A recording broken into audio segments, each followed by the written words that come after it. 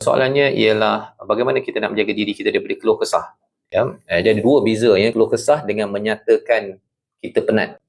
Ya, penat dengan keluh kesah berbeza ya. Kalau katakan saya ni penat lah, itu bukan keluh kesah. Keluh kesah ni saya penat lah pasal suami saya ni tak tolong saya, itu keluh kesah. Ataupun Allah bagi saya ni tak tahulah penyakit tak habis-habis, itu keluh kesah. Tapi kalau katakan doktor saya sakit, itu bukan keluh kesah. Pasal Nabi Musa pernah menyatakan nasaba, dia penat ketika berjalan itu, dia minta makanan dalam surah Al-Kahfi ya. Jadi apakah ubat pada keluh kesah? Dalam surah Ma'arij Allah beritahu bahawa antara ubatnya adalah istiqamah dalam solat.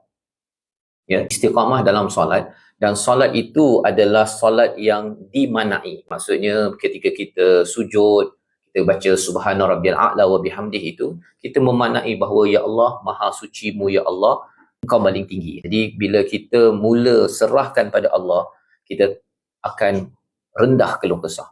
Ya, perkataan kita akan terjaga, pasal perkataan kena jaga tuan-tuan ya.